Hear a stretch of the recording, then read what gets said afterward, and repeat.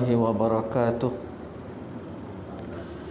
إلى حضرة النبي المصطفى سيدنا محمد وعلى آله وأصحابه والتابعين والعلماء والصادقين. شيء لله اللوم الفاتحة. أعوذ بالله من الشيطان الرجيم. بسم الله الرحمن الرحيم. الحمد لله رب العالمين الرحمن الرحيم مالك يوم الدين إياك نعبد وإياك نستعين اهدنا الصراط المستقيم صراط الذين أنعمت عليهم غير المغضوب عليهم ولا الضالين.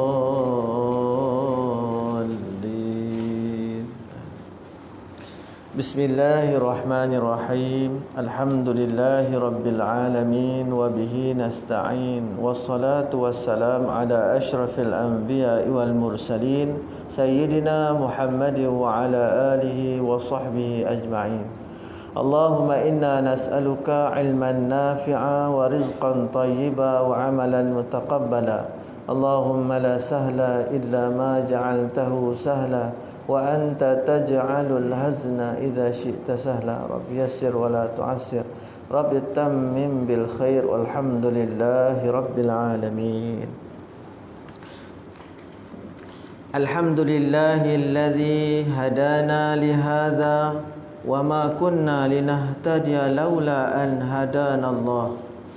Ashhadu an la ilaha illallah wahdahu la syarika lah wa ashhadu anna sayyidana Muhammadan abduhu wa rasuluh wa nusalli wa nusallim ala habibina al-Mustafa sayyidina Muhammad wa ala alihi wa sahbihi ajma'in. Allahumma salli ala sayyidina Muhammadin tibbil qulubi wa dawaiha wa afiyatil abdani wa shifaiha wa nuril absari wa diyaiha wa ala alihi wa sahbihi ajma'in. Alhamdulillah, setinggi-tinggi rasa bersyukur kepada Allah Subhanahu wa taala di atas limpahan rahmat dan kurniaan nikmat daripada Allah Subhanahu wa taala. Pada malam ini kita dapat bersama-sama berada di dalam majlis ilmu. Alhamdulillah, mudah-mudahan duduk bersama kita pada ketika ini ialah para malaikah, sebagaimana yang dibicarakan oleh Rasulullah sallallahu alaihi wasallam, wa innal malaikata la tad'u ajnihataha li talibin ilmin ridan bima yasna'u wa fi riwayatin ridwan bima sana'a. Para malaikat akan duduk bersama-sama dengan orang yang menuntut ilmu, duduk menebarkan sayapnya, duduk memohon keampunan kepada Allah bagi pihak orang yang menuntut ilmu. Tanda para malaikat itu suka atau redha dengan perbuatan meminta ataupun perbuatan menuntut ilmu itu. Dalam masa yang sama juga seluruh makhluk yang ada di langit dan di bumi, sehingga kan ikan yang berada di dalam air pun turut berdoa kepada Allah Subhanahu wa taala untuk diampunkan dosa-dosa orang yang sedang menuntut ilmu. Dan sesungguhnya seluruh makhluk yang berada di langit dan bumi, la yastaghfir lahu man fis samawati wa man fil ardi hatta al-hitani fil ma', hinggakan ikan-ikan yang berada di dalam air pun turut mendoakan kepada kita, tuan-tuan. Jadi inilah satu tempat yang sangat barakah, tempat yang di dalamnya ada malaikat, tempat yang di dalamnya kita akan membicarakan, memahami kalam-kalam Allah, membicarakan daripada kalamullah, membincangkan ilmu-ilmu agama yang kita sedia maklum bahawa agama itu dengan nama ad-dinun nasihah. Agama ni ialah apa makna ad-dinun nasihah? Kalau dari segi lafaznya nasihatlah, tapi sahabat bertanya, untuk siapa ya Rasulullah? Kan kalau kita kata agama ini adalah nasihat. Untuk siapa? Jawapan Nabi, untuk Allah, untuk Rasul, untuk kitab, dan juga kepimpinan orang Islam, wali a'immatil muslimina wa amatihi. Ayat itu umat Islam seluruhnya. Jadi takkan nasihat itu untuk Allah. Jadi di sini ada takrif ataupun ada lagi penjelasan ulama dengan makna ad-dinun nasiha itu dengan makna Islam itu agama yang sifatnya ialah ad-din itu kejujuran, keikhlasan. Jadi bila diterjemahkan ataupun ditafsirkan dengan makna agama itu sebagai satu keikhlasan kamu untuk siapa? Untuk Allah. Untuk siapa? Untuk Rasulullah sallallahu alaihi wasallam. Untuk kitabullah, dalam panduan daripada kalamullah itu, dan juga kepada kepimpinan orang Islam, kejujuran, keikhlasan kita dalam mentaati ataupun mendukung ataupun kita memberi sokongan dan dukungan kepada kepimpinan orang Islam, dan juga kepada kasih sayang sesama kita umat Islam. Jadi alhamdulillah kita diizinkan Allah di saat dan ketika ini masih lagi hidup, dan Allah Ta'ala janjikan bagi mereka yang hidup untuk mengabdikan diri kepada Allah. Dengan niat kita hadir malam ni mesti dengan niat. Tuan kitab kita pun dalam muqaddimah kitab pun menyebut tentang innama a'malu binniyat. Ugi satu pekerjaan yang kita lakukan tetapi tidak disertakan dengan niat. Niat inilah penentu sama ada ibadah kita ni diterima atau ditolak. Ataupun ibadah kita ini ditentukan sama ada dia berada pada hukum sunatkah, haruskah atau wajibkah dia. Berada pada niat ni lah. Kalau kita tak niat, mana kalau buat benda yang sunat tapi tak niat, mana tak dapatlah pahala. Jadi pahala harus saja. Harus ni makna sikit lah. Buat satu benda yang wajib kita niat. Menuntut ilmu ni wajib. Talabul ilmi faridatun ala kulli muslim wal muslimat. Bahkan iqra' bismi rabbik, bacalah dengan nama Tuhan. Mana mencari ilmu ni sehingga kena-kenal Tuhan. Wajib untuk kita kenal Tuhan. Maka ketika itu menuntut ilmu hukumnya wajib ke atas setiap muslim, muslimin dan juga muslimat. Jadi dengan kewajipan niat kita, ya Allah, aku datang menuntut ilmu ni sebagai menyempurnakan kewajipanku sebagai hamba yang ditugaskan ataupun diwajibkan untuk mendalami ilmu. Maka hukumnya wajib dapat pahala. Muslimin dan muslimat yang dirahmati oleh Allah, kita sambung bicara kita daripada kitab An-Nasaihud Diniyah wal Wasayatu Al-Imaniyah. Al-Wasaya Al-Imaniyah. Nasihat agama, wasiat iman, yang dikarang oleh Al-Imam Abdullah bin Haddad bin Alwi Al-Haddad. Imam Abdullah Al-Haddad dikenali dengan nama Abdullah Al-Haddad. Baik, kita membicarakan juga tentang perihal ataupun manaqib penulis hadis. Berbicara diri penulis hadis, penulis kitab ni, penulis kitab ataupun manaqib penulis kitab ni. Bicara kita masih di berenggan yang ketiga tu. Di masa kecil beliau kehilangan pandangannya disebabkan tekanan penyakit cacar. Akan tetapi Allah Subhanahu wa taala menggantikan pandangan lahir itu dengan pandangan batin. Beliau terus menuntut ilmu agama dan mendalaminya sehingga menjadi pintar dan jago dalam segala selok-beloknya. Kemudian beliau mendampingi para ulama yang terkenal di zamannya sehingga Allah Subhanahu wa taala mengurniakan kekuatan menghafal yang sangat menakjubkan serta fahaman yang luar biasa. Jadi kalau kita lihat dari segi perjalanan penulis kitab ni, muallif kitab kita ni, kita nampak di sana ada 3 perkara yang menjadi titik berat kepada beliau dalam mendalami ilmu. Dan inilah yang dibicarakan oleh guru saya. Kalau kamu menuntut ilmu, perlu ada 3 perkara. Tuan-tuan boleh dhabit dalam kitab yang tuan-tuan beli itu, letakkan di tepi ruang tu, tuan-tuan boleh catatkan ada 3 perkara dalam menuntut ilmu ni kita nak dapat. Yang pertama semestinya yang kita nak dapat ialah al-barakah, keberkatan. Carilah ilmu ni untuk kita dapatkan keberkatan, dan majlis ilmu ni barakah. Dengan ulama ni barakah. Kita duduk dengan ulama ni keberkatan, bertambah kebaikan. Tak ada dalam majlis ilmu ni, kalau orang datang majlis ilmu, duduk dengan orang alim, orang-orang yang membicarakan kalamullah, membicarakan ilmu-ilmu agama, nasihat-nasihat agama, wasiat iman, tiba dia keluar pula, ataupun dia buat keluar kotak okok, kotak ketuk kotak keluar sebatang isap depan-depan dia kan. Itu makna kalau perbuatan yang macam dalam majlis ilmu tu buat macam tu, maknanya tak sioman lah tu. Ustaz tak boleh nak buat apa lah, dah duduk depan ni, tapi kawan dia kat sebelah tu, ni kan kena humban kat luar ni. Jadi bila kita berada dalam majlis ilmu ni, antara tanda keberkatannya terpelihara kita daripada melakukan sesuatu yang dilarang oleh Allah SWT. Maknanya apa? Zaidul khair, bertambah kebaikan kita. Tanda keberkatan yang sebagaimana yang kita sedia maklum, handphone kita tu bertambah tak kebaikan? Bertambah kebaikan dengan handphone tadi. Dapat hubungi majlis-majlis ilmu, dapat kita sebar-sebarkan, dapat kita berurusan untuk mudahkan urusan kaum muslimin, dapat mudahkan urusan kita dalam kebaikan. Ketika itu handphone itu zaidul khair, bertambah kebaikan, barakah. Umur kita semakin hari bertambah tak kebaikan, barakah.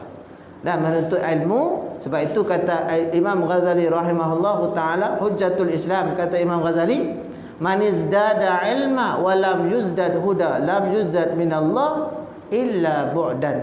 Siapa yang bertambah ilmu tapi tak bertambah petunjuk dia kepada Allah, tak bertambah, dia makin jauh pula daripada petunjuk Allah. Sepatutnya dia dah mengarah kepada laluan yang Allah Subhanahu wa taala aturkan, yang Allah Ta'ala perintahkan. Tapi bila dia mengaji, makin mengaji, makin melencong pula dia daripada kebenaran. Ketika itu kata Imam Ghazali, berdasarkan hadis Nabi SAW, tidaklah dia itu lakin bu'dan, bukanlah dia itu dekat dengan Allah SWT. Man izdada ilma walam yuzdad huda lam yuzdad minallah, dia tidak hampir kepada Allah, akan tetapi walakin lam yuzdad minallah illa bu'dan, melainkan dia itu semakin bu'dan, makin jauh dia dengan Allah Subhanahu wa taala. Maknanya kalau kita lihat daripada perjalanan hidup Al-Habib Abdullah bin Alwi Al-Haddad ini, dia mencari keberkatan. Hidup dia walaupun kita kata ditimpa musibah, dari kecil ni dia ditimpa cacar ni, makna kita panggil apa? Chicken pox ke apa? Cacar kan, penyakit demam yang dalam ni, dia membuat dalam darah. Dan Imam Al-Haddad ni, Imam Abdullah Al-Haddad pernah kata, dia kata sebenarnya demam cacar ni, dia kata bersama dengan aku selama 15 tahun. Sampai dia umur 15 tahun tu, dia cerita kat kawan dia, dia kata yang sebenarnya demam cacar ni, walaupun aku dah buta, bila mula-mula demam tu aku dah buta, dia kata kat kawan dia, sebenarnya demam ni dah duduk bersama aku, dia kata selama 15 tahun. Cuma orang dah tak tahu dah bahawa aku ni demam, berada di demam cacar tu kepada dia. Mak ayah dia pun tak tahu. Begitulah mula-mula dia belajar menerima sesuatu musibah itu dengan ilmu yang dia dapat daripada guru dia, yang katakan nak merasai makam redha tu. Dia belajar, dia kata macam mana nak bila mula-mula kena ujian tu, waktu tu nak tentu kita ni sabar atau tidak, redha atau tidak, bila mula-mula kena. Sebab guru dia pesan, bila kamu nak tentukan sejauh mana kita ni benar-benar sabar, redha, bila mula-mula kena tu, macam mana kita punya melenting, kita punya respon kepada sesuatu ujian. Maka ketahuilah, dia kata bahawasanya musibah yang ditimpakan kepada manusia itu terbahagi kepada 3. Ada ilmu pula di sebalik musibah yang ditimpakan kepada dia. Yang pertama, musibah yang tuan-tuan sedia maklum, musibah itu ialah jaza, sebagai balasan. Satu perkara yang buruk kita buat, Allah beri balasan keburukan. Allah bagi musibah tu sebagai tanda, musibah itu sebagai balasan keburukan yang dilakukan. Itu yang pertama. Yang kedua, musibatul bala, musibah yang Allah timpakan dengan Allah membukakan hati kita ni dapat mengetahui bahawa inilah ibtila, inilah ujian. Dan bila ujian ni dua sahaja, sama ada lulus atau gagal. Ketika mana kita sedar bahawa ini ujian, ketika itu kita mengarah ke arah lulus. Tapi kalau ketika mana kita tidak menyedari hakikat bahawa musibah itu sebahagian daripada ibtila, ujian, maka ketika itu boleh jadi orang itu semakin kecewa dan tiba-tiba dia menyalahkan takdir. Ataupun dia mengatakan kalau aku tidak melakukan begini, tidaklah jadi begini. Kan dia katakan kana kaza wa kaza, kalau aku tak buat macam ni, tak berlakulah macam ni. Kemudian dia kata pula kalau aku tak buat macam ni, kalau itu sebenarnya kata Rasulullah sallallahu alaihi wasallam, fa inna law taftahu amala syayatin, membuka ruang supaya syaitan ni mengganggu gugat tentang akidah kita bahawa kita ni telah terpesong jauh daripada mengimani tentang qada dan qadar daripada Allah SWT. Ini pentingnya ada ilmu. Bila sesuatu musibah ditimpa kepada kita, ingat ini adalah bentuk ujian yang Allah bagi. Sama ada orang itu dapat menerima dia sebagai sesuatu yang meluluskan dia untuk meningkatkan diri dia di sisi Allah SWT, ataupun dia menggagalkan diri dia. Na'udzubillah min dzalik. Kebanyakan orang yang ditimpa musibah ni biasanya lulus, tuan. Ujian kesusahan ni lulus. Sebab apa? Mungkin dia beriman dengan ayat Allah Subhanahu Wa Taala. Dalam surah Al-Baqarah Allah Taala sebut, tuan-tuan boleh tulis di sana, boleh rujuk. Wa asa an takrahu syai'an wa huwa khairul lakum. Dan disangkakan akan kamu sesuatu yang kamu bencikan itu, sedangkan di sisi Allah wa huwa khairul lakum, itu baik untuk kamu. Bila Allah Ta'ala nak naikkan sesuatu martabat kita di sisi Allah, Allah Ta'ala akan bagi ujian, ibtila. Allah sayang kepada seseorang, Allah akan bagi kepada dia ujian. Bahkan orang-orang beriman akan diuji oleh Allah SWT. Mana dalilnya? Allah sebut dalam surah Al-Ankabut, ahasiban nasu ayyutraku ayyaqulu amanna wa hum la yuftanun wa laqad fatanna alladhina min qablihim fala ya'lamanna Allahu alladhina sadaqu wa la ya'lamanna al-kadhibin. Allah telah uji umat-umat yang terdahulu, siapakah dari kalangan mereka yang benar-benar beriman ataupun yang berolok-olok ataupun palsu saja keimanan mereka. Sesungguhnya kata Allah, kami telah menguji umat-umat yang terdahulu, dan maklum di sisi kami siapa yang benar-benar beriman, dan maklum juga di sisi Allah siapa yang berdusta. Wala ya'lamanal kadzibin. Uji manusia tak akan dibiarkan kami mengatakan amanna, kami beriman ya Allah, tapi belum datang kepada dia ujian. Bila diuji baru tahu betulkah kamu beriman ataupun tidak. Jadi kita kena sentiasa berwaspada. Daripada kenyataan ini, maka kita kena sentiasa beringat ada ketika yang datang kepada kita ini satu musibah, maka kita membaca wa asa an takrahu syai'an wa huwa khairul lakum.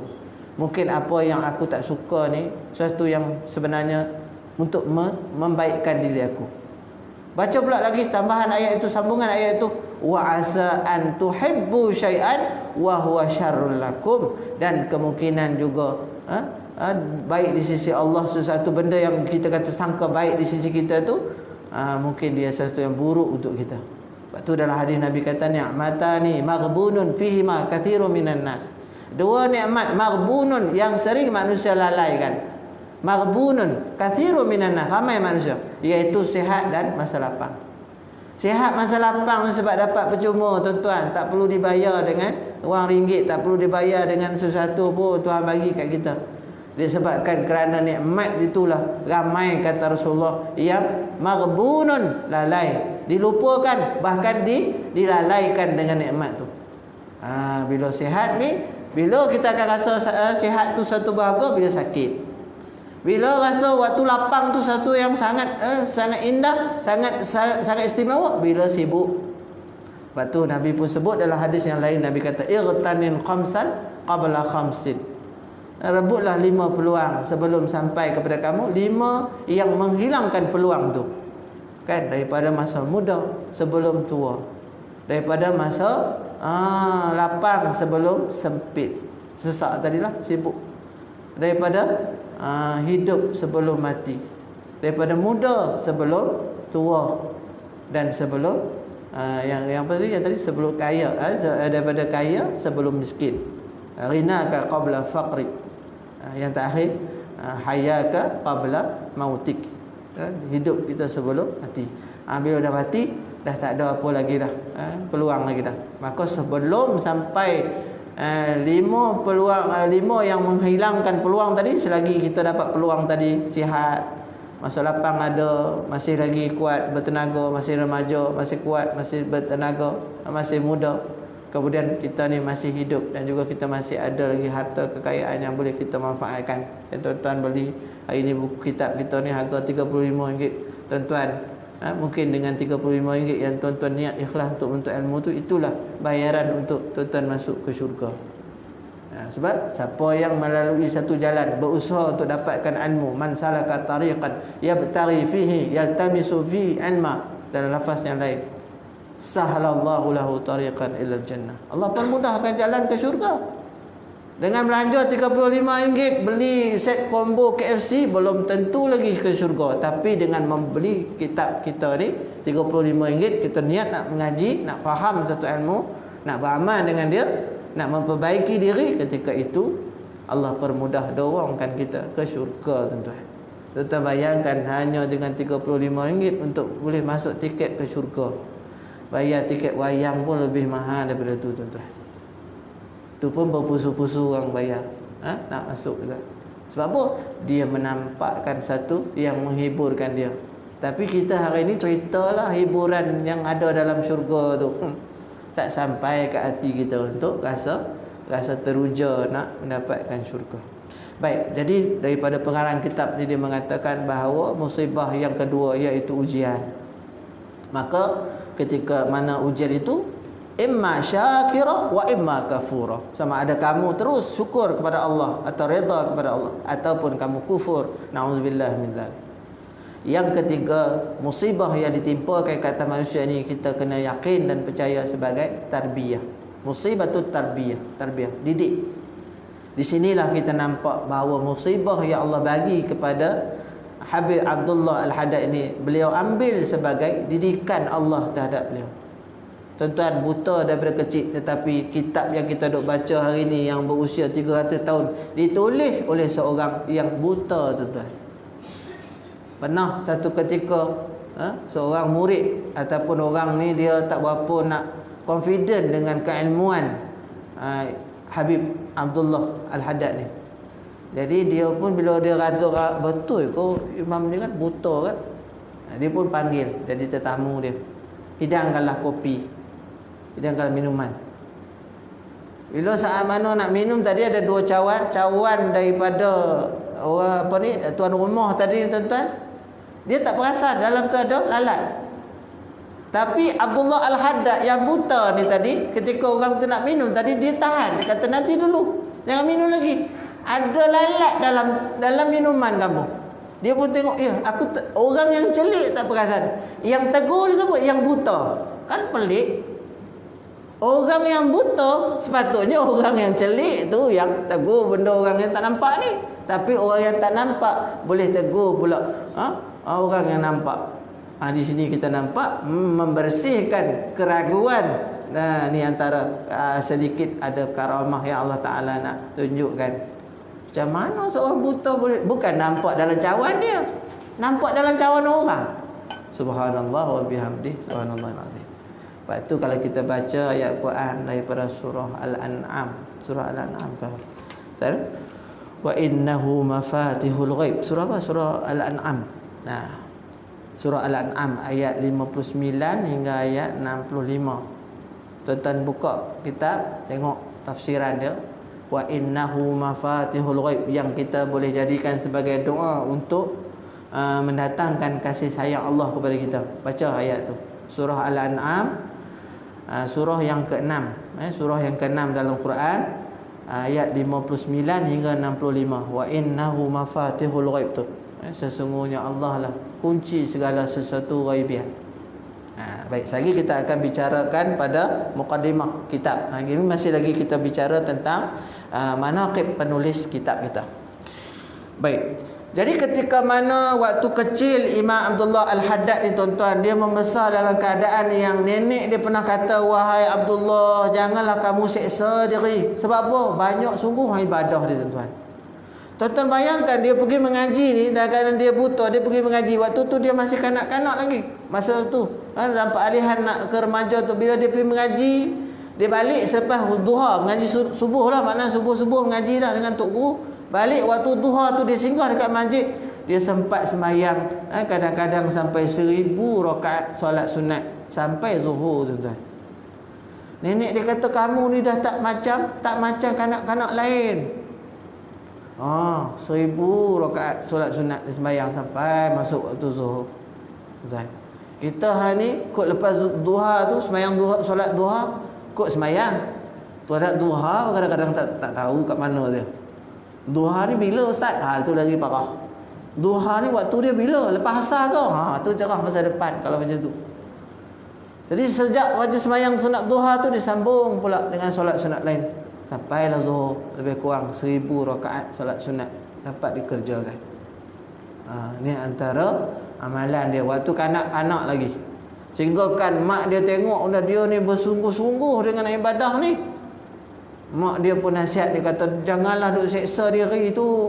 Pilah main dengan budak-budak. Dia mengenangkan nak jaga hati mak dia tadi, maka dia kurangkan sedikit solat sunat dia tadi. Ada masa dia pergi riadah lah dengan kawan-kawan dia main juga. Sebab apa? Sebagai nak mengambil hati. Tengok waktu tu pun dah pandai nak jaga hati mak dia. Walaupun mak dia tadi tu larang benda tu yang sangat dia gemar, sangat dia rasa lazat dah ibadah ni, tapi memandang pada sudut hukum yang lebih satu, iaitu larangan mak ni tadi pun tidaklah bertentangan dengan syariat. Sebab mak dia kesian tengok diri dia tu, maka dia pun kurangkan sedikit, pergilah main-main dengan kawan. Tapi Allah kurniakan kepada dia tuan-tuan, selepas kita bicarakan tentang barakah tadi, iaitu yang disebut sebagai nadrah. Ni pertama tadi kita sebut barakah. Yang kedua nadrah. Musibah tadi selesai. 3 musibah: musibatul jaza, musibatul bala, musibatul tarbiyah. Baik, berkaitan dengan 3 perkara yang perlu ada ketika menuntut ilmu, kata tuan penulis kitab kita, iaitu yang pertama tadi barakah, carilah keberkatan kerana dia akan menambah kebaikan. Yang kedua ialah nadrah. Nadrah ni satu pandangan. Kalau guru dia memandang anak murid dengan pandangan nadrah, maka pandangan itu dia amat rasa selesa. Bagi seorang ibu, kalau dia memandang anak dia dengan pandangan nadrah, maka redha ibu itu fi ridallah, redha Allah itu pada redha walidain. Mak ayah pandang pada anak tadi, pandang sejuk hati dia. Ketika itu Allah Ta'ala juga memandang dia dengan keredaan di sisi Allah. Nadrah, nak dapatkan kasih sayang, pandangan kasih sayang tadi, yang kenapalah Imam Abdullah Al-Haddad ni sampai bersusah payah dia susun amalan-amalan yang khusus kepada Allah SWT. Tuan-tuan tengok dalam amalan Abdullah Al-Haddad ni, tuan-tuan, Habib Abdullah Al-Haddad ni, selepas sembahyang Zuhur, dia akan lazim dengan La ilaha illallah al-malikul haqqul mubin sebanyak 100 kali. Itu dah menjadi kewajipan bagi dia. Makna diletakkan sebagai satu disiplin amalan dia. Yang tuan-tuan kalau lihat hari ni ada susunan yang disusun oleh Habib Abdullah Al-Haddad ni, iaitu Ratib Al-Haddad. Tapi punyalah dia nak menjaga satu, orang kata satu makam mulia, guru dia Abdullah Al-Atas, Said Al-Atas ni guru dia. Ada juga wirid, iaitu dipanggil sebagai Ratib Al-Atas. Kata dia dalam penulisan kitab Ratib Al-Haddad, dia kata, sebelum kamu membaca Ratib Al-Haddad, bacalah dahulu Ratib yang disusun oleh guruku. Ini kalau tok guru tengok macam ni punya sikap anak murid, datanglah dia nadrah. Ketika itu ilmu yang dicurahkan akan masuk ke dalam sanubari dia, tuan-tuan. Ni macam tuan-tuan yang hadir hari ini tak payah cakap lah, saya jadi segan pula. Bukan takat nadrah lagi dah, rasa kita pula jadi segan kat depan ni. Bukan kata pandangan haji-haji semua kat depan ni, terutamanya Haji Kamal yang sempurna kan. Jadi tuan-tuan muslimin dan muslimat yang dirahmati, nadrah, carilah nadrah. Seorang isteri dia carilah nadrah pada pandangan suami dia. Itu yang katakan sejuk mata hati ketika memandang. Anak-anak tadi carilah nadrah ketika mana ibu ayah pandang dia dengan kita sebagai hamba kepada Allah, carilah nadrah di sisi Allah Subhanahu Wa Taala. Dan ketika menuntut ilmu, carilah nadrah pada pandangan guru kita dan juga sahabat-sahabat yang mengaji bersama dengan kita. Jaga adab kita, tuan-tuan. Kedua. Yang ketiga, kata penulis kitab kita, daripada kamu mengaji ilmu ni perlu dapatkan al-madad. Yang inilah kalau kita lihat Allah telah kurniakan kekuatan menghafal yang sangat menakjubkan serta fahaman yang amat luar biasa. Inilah kurniaan rohani yang luar biasa tadi. Matanya buta tetapi cerah mata hatinya, celik mata hatinya. Bahkan orang yang celik mata panca indera ni pun tak perasan lagi, bahkan dia ni nampak dah sesuatu tu. Ni katakan Allah bagi kepada dia kurniaan rohani al-madad. Kan ada dalam syair-syair itu al-madad, al-madad ya Rasulullah. Kita harapkan dengan kita berselawat kepada Nabi, kita ingat akan sirah baginda Nabi, kita berusaha untuk beramal sebagaimana sunnah baginda Nabi sallallahu alaihi wasallam, Allah akan turunkan kurniaan-kurniaan rohaninya kepada kita. Mudah-mudahan tuan-tuan. Ini 3 perkara ni kita ambil sebagai membicarakan perenggan yang ketiga. InsyaAllah kita akan membicarakan manaqib penulis kitab kita pada bicara yang akan datang pada perenggan yang keempat. Kita akan sambung pula zaman remaja dia. Macam mana kehidupan zaman remaja dia bila dia diangkat menjadi penghulu kepada auliaul wali kutub ketika usia 27 tahun. Kita akan bicarakan nanti kemudian. So, janji kita akan membincangkan perihal kitab lah sikit, iaitu mukadimah kita sambung pada perenggan yang kedua. Ni dia melompat-lompat macam itulah tuan-tuan. Sebab kalau kita nak mengaji saja tentang tu, dia jadi tak menghalusi tentang sesuatu perkara tu. Jadi kita ambil satu bahagian. Baik, segala puji bagi Allah. Sambungan daripada perbicaraan kita yang dahulu, iaitu dengan lafaz yang terakhir itu Allahu Alimun Hakim. Allah itu Alimun Hakim. Allah itu maha mengetahui lagi maha bijaksana. Sambung, segala puji bagi Allah, iaitu dengan lafaz Alhamdulillah. Selepas mana dia mengagungkan Allah, meletakkan Allah itu sebagai Rabb ataupun sebagai ilah, satu tempat pergantungan sekalian makhluk, dan dia memuji Allah dengan pujian tadi Alimun Hakim. Wala haula wala quwata illa billah aliyul azim, innaka antal alimul hakim. Segala pujian itu, maka disebut pula alhamdulillah, segala puji bagi Allah rabbil alamin, Tuhan semesta alam sekalian alam, Tuhan seru sekalian alam. Makna seluruh dunia ni, seluruh alam ni akan menyeru Allah itu sebagai Tuhan. Itu maksud dia seru sekalian alam, Rabbil Alamin. Alam ni apa? Soalan cepu mas. Yang kata alam ni apa? Tuhan kepada semesta alam. Alam ni apa? Anak murid semua besar-besar. Apa yang dikatakan alam ni? Alam ialah cikgu tanya, cikgu jawab. Itu tugas guru, tuan-tuan. Tuan-tuan yang tahu tolong catat. Jadi esok tanya, jangan tak tahu pula. Tugas saya memang macam tu, kat sekolah pun macam tu juga. Bagi soalan, kita jawab. Anak murid tu tunggu periksa tak boleh jawab juga.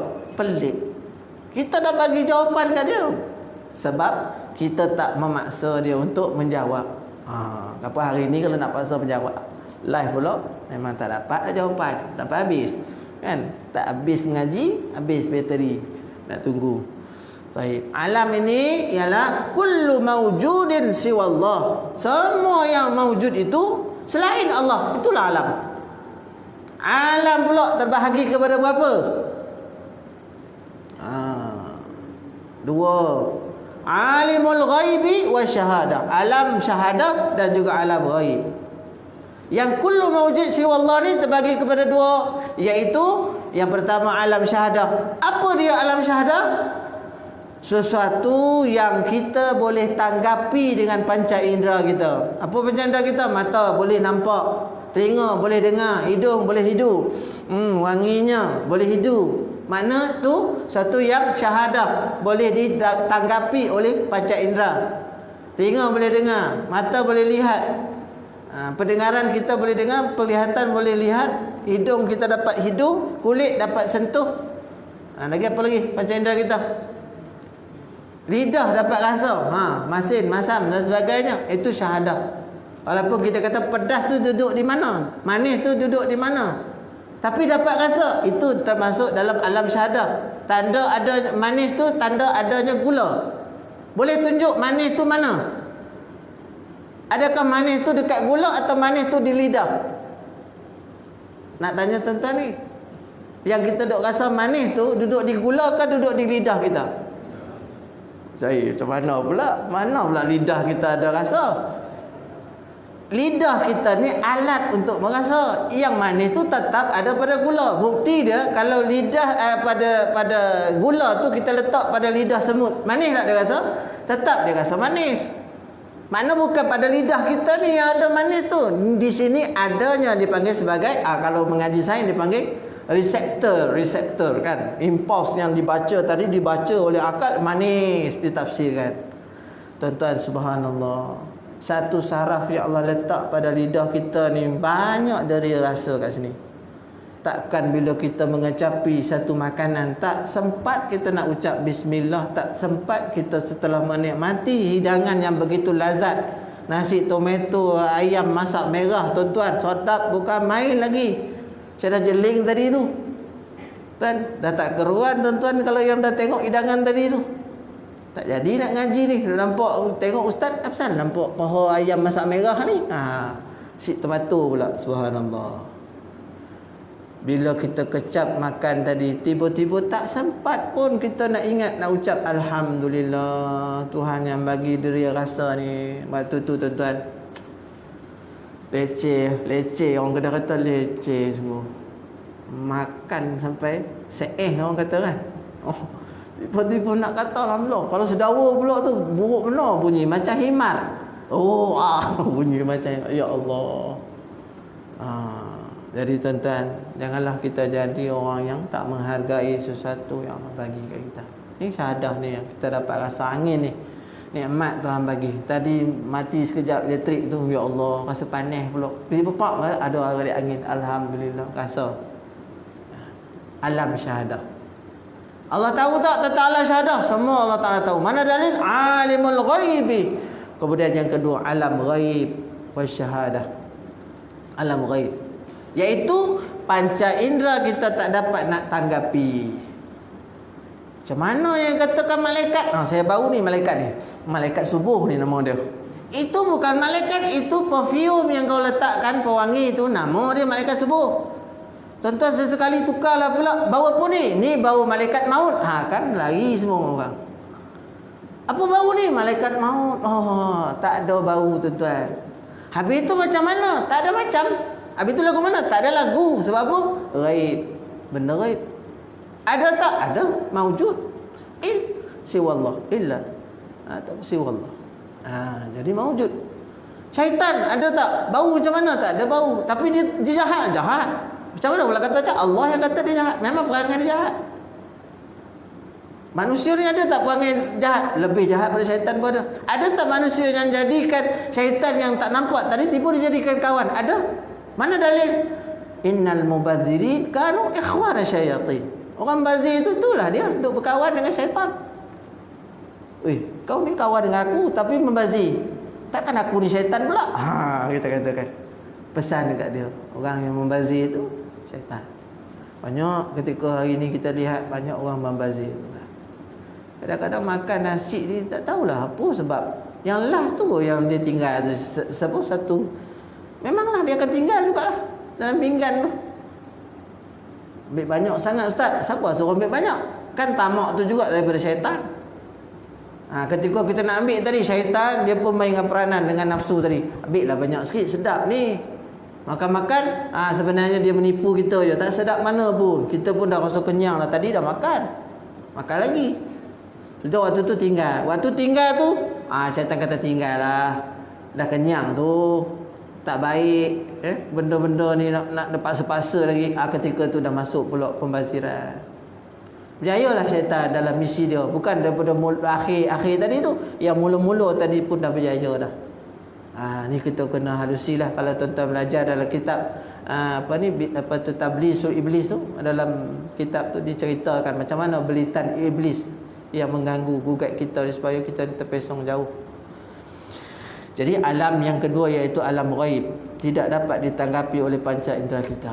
Tentang syurga, neraka, dosa, pahala. Kalau nampaklah pahala kita ni tuan-tuan, banyak mana tahu pahala. Dosa tu banyak pula. Tengok, hari ni besar beg apa tu? Beg dosa.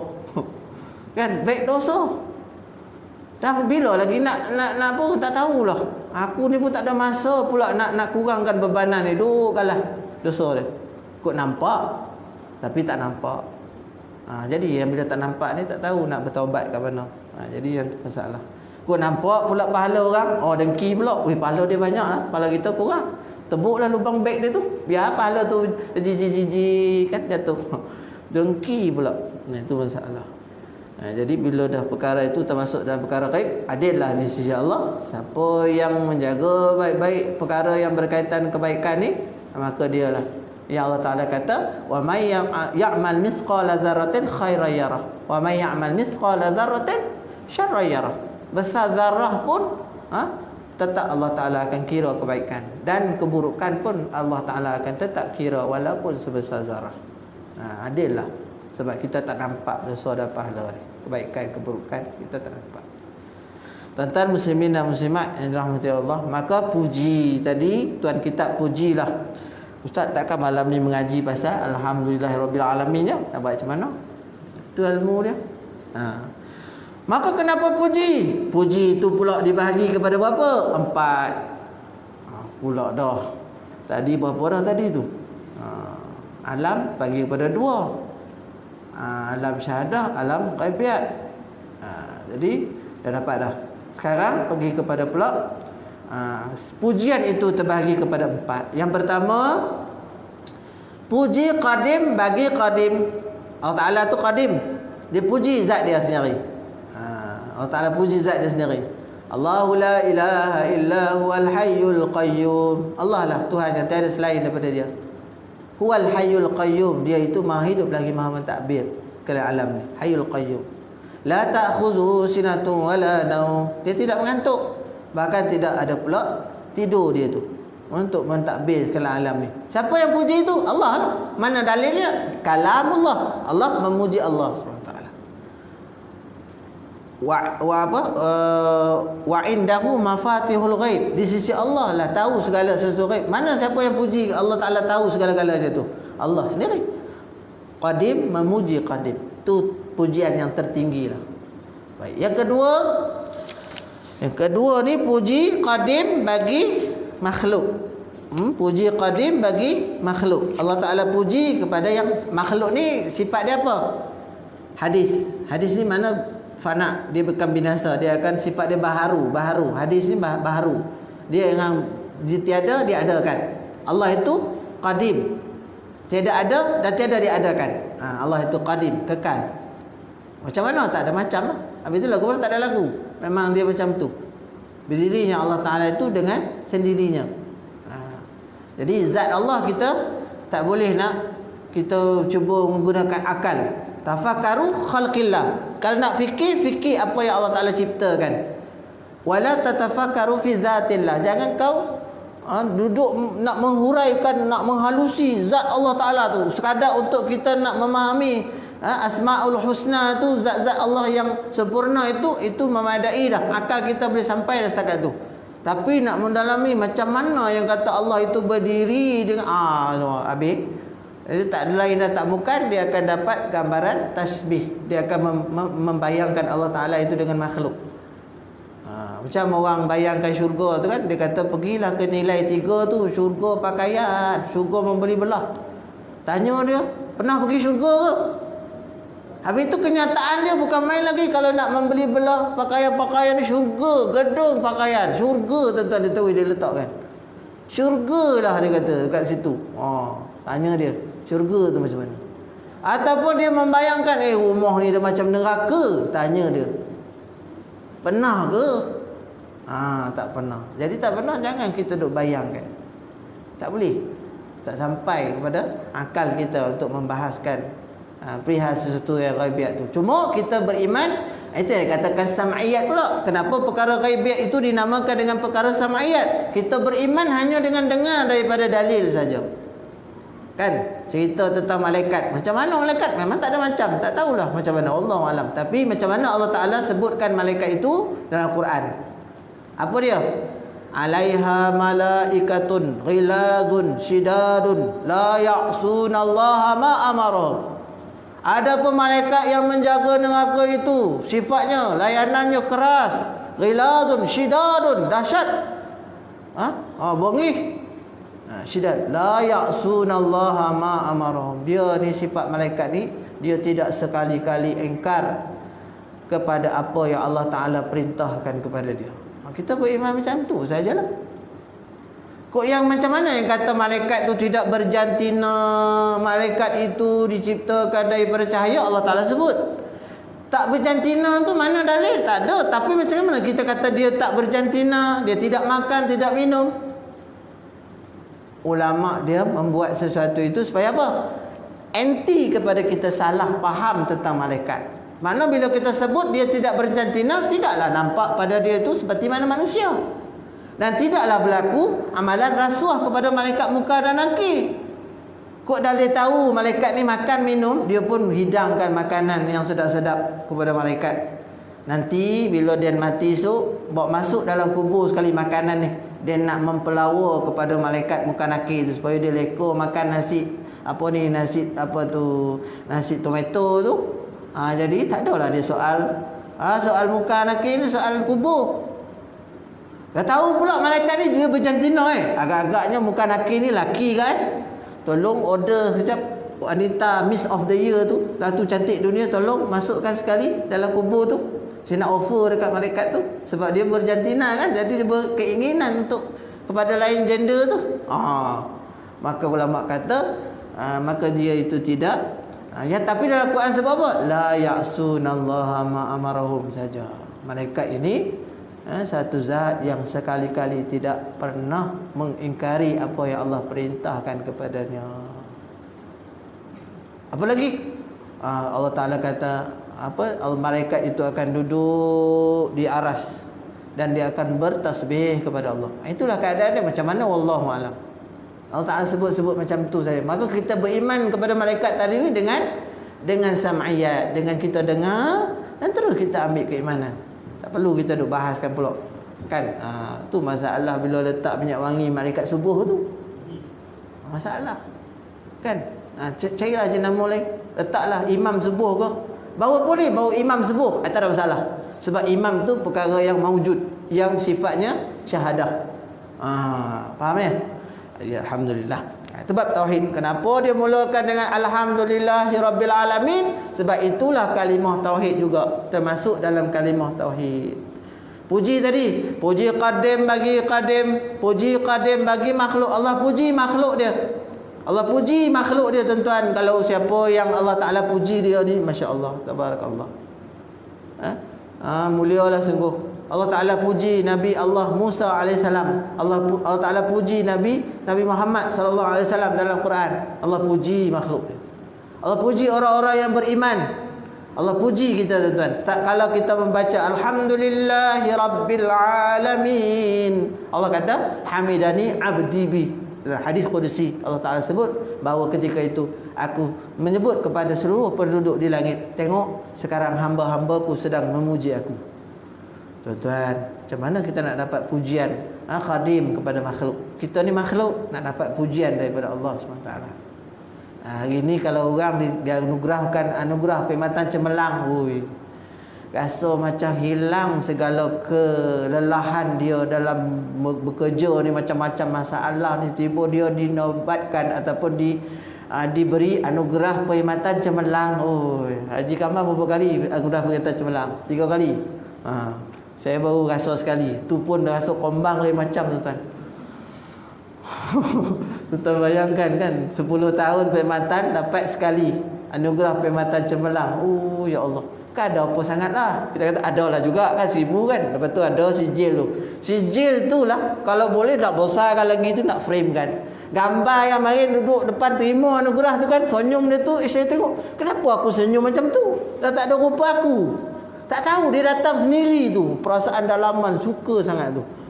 Dapat anugerah macam tu je tuan-tuan. Pun begitu kita kalau boleh nak abadikan sampai anak cucu kita tahu abah kau dulu cemerlang dalam bekerja.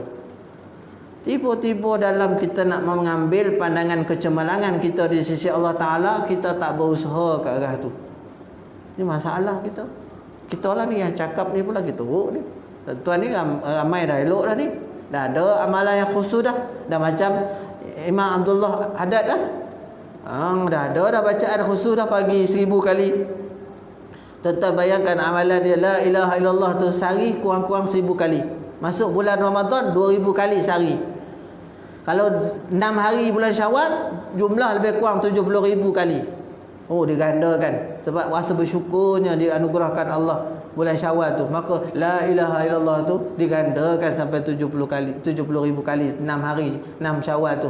Anda ada puasa pula 6 bulan Syawal tu, 6 Syawal tu. Kita kemarin 6 Syawal tu dapat tak puasa 6 hari di bulan Syawal tu tuan? Dapat, alhamdulillah. Sebab apa? Tahun ni puasa sendiri-sendiri. Kan? Sendiri-sendiri puasa, tadarus sendiri-sendiri, tarawih pun sendiri-sendiri. Cukup tak tu macam kita datang kat surau ni? Kemarin kalau kita hanya nak mendapatkan pandangan pujian jemaah saja, elok kita. Dah kat rumah, masa tu siapa saksi? Orang rumah kita lah saksi. Apa abang ni sembahyang tarawih ni duk tengok lagi 7 hari mencintaimu? Kan parah. Tuan muslimin dan muslimat yang dirahmati oleh Allah. Ustaz ni tak faham kau. Kan 7 hari mencintaimu tu selepas raya baru ada. Oh iyalah, saya tak tengok dah tu. Saya cerita ya. Drama tu tuan-tuan. Tuan-tuan yang tanya saya, apa tu Ustaz 7 hari mencintaimu tu drama. Drama sangat. Drama bagus kalau tanya tu soalan. Mana dia tak tahu langsung perkembangan dalam TV ni. Alhamdulillah. Dia tahu mengaji ya tuan-tuan. Live malam ni dia ikuti 2-3 kali dia ulangnya. Tu perli ya tu. Memang dengan niat perli. Mudah-mudahan terasa. Muslimin dan muslimat yang dirahmati oleh Allah. Jadi maka tuan kitab kita mulakan kalimah yang mulia tadi, segala puji bagi Allah sekalian alam. Pujian yang ketiga ialah puji makhluk kepada qadim, puji hadis kepada qadim. Kita ni memuji Allah SWT. Yusabbihu lillahi ma fis samawati wal ard. Segala yang ada di langit, yang ada di bumi, semua memuji Allah. Tiba-tiba manusia tak ingat nak memuji Allah. Segala makhluk yang ada di langit semua memuji Allah. Dalam ramai-ramai makhluk tu ada makhluk yang tidak memuji Allah. Tuan-tuan bayangkan, Allah dah seronok dah apabila zat dia dipuji. Sabbaha lillahi ma fis samawati wa ma fil ard. Sabbaha lillahi ma fis samawati wal ard. Yusabbihu lillahi ma fis samawati wal ard. Ketika tu kita tak termasuk dalam mereka yang bertasbih kepada Allah. Allahu akbar. Malu kita kepada lembu tuan-tuan. Lembu tu antara makhluk yang paling taat kepada Allah. Berbeza dengan kita. Apa bukti lembu tu taat kepada Allah? Bila Allah perintahkan, wahai lembu, makanan kau rumput, maka dia makan rumput. Ada tuan-tuan tengok lembu pergi berbaris dekat Chiking ke KFC ke, nak ambil order. Drive thru, order please. Tak ada tuan. Kok ada lah masalah. Tu bukan pandemik lagi dah. Tak tahulah apa jadi kepada dunia ni kan. Dia makan rumput tuan. Jadi Allah Ta'ala perintahkan kepada dia. Begitu kehidupan dia. Tak ada pakai seluar. Kan? Kok dia pakai seluar, pelik pula lembu pakai seluar. Lembu pakai seluar. Kenapa lembu kau pakai seluar? Dia tak boleh lah. Aurat terdedah. Tuan-tuan bayangkan lembu bagi hujah macam tu. Terdedah tuan-tuan. Dia kata malu saya dipandang. Bahkan kemaluan saya ni boleh dipandang bila-bila masa. Saya rasa malu. Jadi saya pakailah pakaian yang boleh menutup aurat saya. Tiba-tiba manusia yang Allah perintahkan suruh tutup aurat, dia pula buka. Malu sepatutnya bukan kepada orang, malu kepada kambing dan lembu yang Allah perintahkan tapi taat. Makhluk yang Allah Ta'ala perintahkan, bumi Allah Ta'ala perintahkan. Wasyamsu tajri li mustaqarril laha. Langit, bumi dan juga matahari berada pada pastinya. Dia duduk di tempat yang Allah Ta'ala perintah kepada dia. Mana dalil yang mengatakan seluruh makhluk ni semua taat dan telah menyempurnakan ketaatan mereka kepada Allah? Dalam Al-Quran sebut afa ghaira dinillahi yabghun. Apakah manusia ni mencari cara hidup yang lain? Walahu man fis samawati wa man fil ardi. Sedangkan walahu aslama man fis samawati wa man fil ardi, sedangkan seluruh makhluk yang ada di langit, yang ada di bumi semua dah taat kepada Allah SWT. Tar'an wa karhan wa ilaihi yurja'un. Mereka taat dan khudu' mereka kepada Allah SWT. Manusia, adakah mereka cari jalan lain cara hidup lain selain daripada Islam? Allah tanya manusia. Sebab nampak gaya macam kamu ikut cara ni bukan cara yang Allah Ta'ala perintahkan. Sedangkan makhluk yang lain kata Allah, mereka taat dan aslama man fis sama. Mereka telah Islam lebih awal daripada kamu yang Islam tadi. Malu kita kalau ketika mana jawapan yang kita kata kami dah tu orang yang mencari selain daripada Islam. Maka Nabi SAW sebut, wa may yabtaghi ghairal islami dina fala yuqbala minhu wa huwa fil akhirati minal khasirin. Itu ayat Quran tu tuan. Siapa yang mencari wa may yabtaghi ghairal islami dina, yang cari cara hidup Islam, cara hidup yang bukan selain daripada Islam, walau apa, wa may yabtaghi ghairal islami dina fala yuqbala minhu, Allah tak akan terima cara hidup tu. Wa huwa fil akhirah, dan dia di hari akhirat Allah ancam dia minal khasirin, akan termasuk dari kalangan mereka yang amat kecewa. Allahu akbar. Kita mengaji ni rasa gerun tuan-tuan. Adakah aku ni orang yang lebih mulia, ataupun adakah aku ni lebih hina dengan binatang ternakan? Sebab tu Allah sebut perumpamaan dengan binatang ternakan ni, tuan-tuan jangan marah saya ya. Saya sebut lembu, kambing tadi tu sebabnya memang Allah Ta'ala sebut dalam Quran.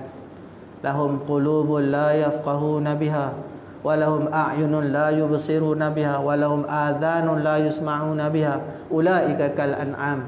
Allah Ta'ala kata mereka yang ada hati, tapi hati itu tidak digunakan untuk mengerti kebenaran. Telinga pendengaran yang Allah Ta'ala bagi, dia tidak menggunakan pendengaran untuk kebenaran. Pelihatan yang Allah berikan tidak digunakan pelihatan untuk kebenaran. Ketika itu ulaika kal an'am, mereka itu kata Allah seperti binatang ternakan. Yang diternak ni bukan kambing lembu saja tuan-tuan, bahkan khinzir pun diternak. Maka Allah Ta'ala kata dia ulaika kal an'am, macam binatang ternakan. Balhum adal, bahkan dia lebih adal daripada binatang ternakan, lebih teruk, lebih sesat dia daripada binatang ternakan. Allahu akbar. Jadi kalau kita ada hati, biarlah hati itu hati yang sentiasa segar mengingati Allah Subhanahu wa taala, yang lazim dengan kalimah alhamdulillah, atau kalimah yang ringan kita sebutkan. Dua kalimah yang ringan di bibir sebut apa tuan-tuan? Yang timbangan amal kita kalau dihitunglah amalan di sebalik dua kalimah yang ringan tadi berat di sisi mizan kita. Subhanallah wa bihamdi subhanallahil azim. Amalan tu dah dapat lama mana dah? Berapa banyak hari ni yang kita amal? Hari ni ustaz ingatkan lagi. Esok ustaz ingatkan lagi. Tadi la ilaha illallah 100 kali, la ilaha illallah al-malikul haqqul mubin 100 kali selepas zuhur. 100 kali ustaz. Sekali pun belum tentu lepas zuhur. Kalau ikut tuan kitab kita lah, kalau kita nak betul-betul nak dapatkan al-madad. Macam mana tuan kitab kita dapat al-madad Qur'an rohani ni? Kita ni dalam proses nak ikutlah apa-apa yang baik ni. Dan dia pula transparan kepada ikut sunnah Rasulullah SAW, yang hati yang sentiasa segar mengingati Allah Subhanahu Wa Taala. Jadi tuan-tuan, segala puji bagi Allah, Tuhan seru sekalian alam, yang telah menjadikan dakwah kepada kebenaran. Yang tu kita akan sambung pertemuan yang akan datang. Betul dah, malam ni memang satu kalimah saja, iaitu kalimah alhamdulillah. Ustaz, kalau malam ni satu kalimah, kitab ni sampai berapa ratus muka surat? Agaknya tuan-tuan sampai ke cicit kita lah belum tentu lagi khatam. Tapi kalau kita berazam, insya-Allah, ialah mati di pertengahan jalan, tapi mati kita itu dalam senarai orang yang sedang talabul ilmi, menuntut ilmu. Mudah-mudahan Allah Ta'ala masukkan kita ataupun mudahkan kita ke syurga. Salaka tariqan yabtaghi fihi ilma, sahalallahu lahu tariqan ilal jannah. Mengajilah tuan-tuan, berniatlah kita ni supaya biarlah Allah Ta'ala matikan kita ni dalam pengajian. Mati dalam pengajian ni bukan malam ni mengaji, kau malam ni ada kuliah, matilah aku. Bukan. Kita minta biarlah Allah Ta'ala ambil kita ketika itu dalam husnul khatimah, iaitu kita ni telah daftarkan diri kita sebagai penuntut ilmu. Antara tanda-tanda dah mendaftar sebagai penuntut ilmu, pertama beli kitab. Yang kedua tulis nama dekat kitab. Kau nak wakaf ke apa, bagi ada nama kita dekat kitab ni. Sekurang-kurangnya bila kita menulis nama dekat kitab tu dengan niat, ya Allah aku nak khatam kitab ni, nak ambil tahu apa ilmu yang ada dalam kitab Nasaih ad-Diniyah wal Wasaya al-Imaniyah ni. Jadi tuan-tuan, saya mohonlah kemaafan andai kata-kata saya terguris, dah jarang-jarang sekali jumpa, sebulan sekali je. Dah jumpa digobek-gobeknya hati kita, dikoyak-koyaknya iman kita. Iman tu tak apalah. Kan biar dia semakin subur kan. Kalau gembur iman ni semakin subur lah dia. Macam kita tanam pokok lah tak digemburnya. Macam mana nak dapat hasil yang elok? Harapkan dia nak berbunga macam kita mula-mula beli, tak dapat dah tuan-tuan. So kita gemburkan dia. Satu tengok pula apa masalah dia ni. Dah tumbuh elok, rupanya ada ulet pula kat dia. Makan dia punya daun dia. Cari racun yang boleh, ataupun carilah alternatif macam mana cara nak elakkan pemangsa yang makan pokok kita perosak ni. Lepas tu bila dah elok semua, dah halang semua benda-benda yang rosakkan dia tadi, baja dia. Dah baja tadi kena tengok pula ada daun-daun kering tu tadi, kita uruskan dengan baik. Macam mana tuan-tuan yang bermuamalah dengan tumbuhan kesayangan tuan-tuan tu, muamalahlah juga dengan rohani kita, dengan keimanan kita ni. Cermatlah diri kita. Kalau kita tengok Imam Habib Abdullah Al-Haddad ni, dia sentiasa memandang diri dia di sisi Allah. Ada masa dia pergi ziarah kubur. Ada masa dia ziarah kubur tuan-tuan. Ada masa dia ziarah kubur ni sebelum subuh. Dah pergi ziarah kubur dah. Ada masa lepas asar. Orang tanya, wahai imam, kau ni buta, kau pergi ziarah kubur tu apa ke depan? Kubur pun tak nampak. Tengok kubur tak tahu. Kotlah orang bawa dia ke mana-mana kan. Ni kubur. Sudahnya bukan kubur tu. Tapi ketika mana dia pergi ziarah, bukan yang diziarah itu pada zahirnya, tapi hati yang dibawa untuk mengingat akan orang yang berada di alam tu. Kita ni hari ni sebab tak pergi sana yang tak ingat. Cuba sesekali ada kematian kan elok semua kan. Semua muka tu Masya Allah, datang nak tunggu jenazah dimandikan tu, kita pun duduk lah, kawan aku ni. Masa tu lah dah keluar tu kan, elok jenazah dah dibawa tu. Masa tu dia pun tanya, ni nak ngeteh kat mana ni? Dia mula nak ngeteh tu, habislah cerita kematian tadi tu. Maka jadidu imanakum, perbaharulah iman tadi. Yang pertama, iman dari segi iman akidah kita, la ilaha illallah. Kata Nabi SAW, perbaharui iman, la ilaha illallah. Maka dengan hadis tadi, kan dia amalkan 1000 kali sehari. Kita hari ni yang istighfar, yang dapat sunnah Nabi sekurang-kurang 70 kali sehari tu, ada tak amalkan tu? Kau tak ada, amalkan yang tu dulu, barulah sambung la ilaha illallah biar 1000 kali satu hari. Ustaz, yang tu pun tak ada, yang ni pun tak ada. Payahlah cakap. Carilah tuan-tuan, carilah. Kita ni dah orang kata dah lanjut dah nak berjumpa Allah ni bila-bila masa je. Saya ni ingat diri saya macam itulah. Kawan sebaya saya pun ramai juga yang Allah Ta'ala bagikan dia musibah sikit. Rupanya Allah Ta'ala nak jemput dia lebih awal. Masa saya kat sekolah dulu pun sama. Dekat Lima ni kita sangka kita sempatlah duduk SPM dengan dia duduk sebelah kita. Tiba Allah Ta'ala takdirkan digilih kereta api. Saat mana nak balik mengaji je kan, daripada mengaji di Pasar Pusat Asasi. Sempatlah SPM, tapi kita sangka dia sempatlah juga dapat tahu dia di Universiti Melaya tu, sempat jumpalah. Saya pun Universiti Melaya, dia pun masuk Pusat Asasi Universiti Melaya. Tapi Allah Ta'ala takdirkan meninggal di Tanjung Malim. Pertukaran train tu, dia turun nak sembahyang subuh.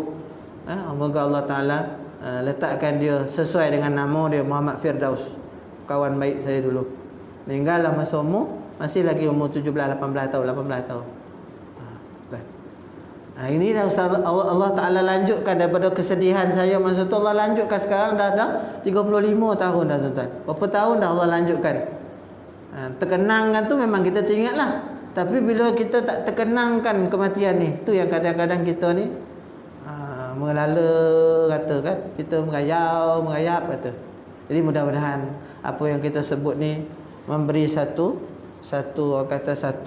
pengawalan kepada diri kita ni, supaya kita sentiasa mengambil berat tentang diri kita di sisi Allah SWT di hari Ramadan, hari esok kita.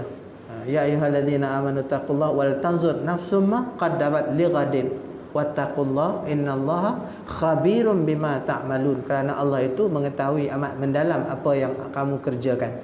Maka kita berwaspadalah, rasa gerun kita di sisi Allah SWT. Aqulu qali hadza wa astaghfirullahal azim li wa lakum. Assalamualaikum warahmatullahi wabarakatuh. Subhanakallahumma wa bihamdika asyhadu an la ilaha illa anta astaghfiruka wa atubu ilaik. Bismillahirrahmanirrahim. Allahumma akhrijna min zulumatil wahmi wa akrimna bi nuril fahmi waftah alaina bi ma'rifatil ilmi wa nawwir qulubana kama nawwarta wasyamsa wal qamar wa sahhil abwa fadlika ya arhamar rahimin. Walhamdulillahi rabbil alamin. Subhanakallah wa bihamdika asyhadu an la ilaha illa anta astaghfiruka wa atubu ilaik. Assalamualaikum.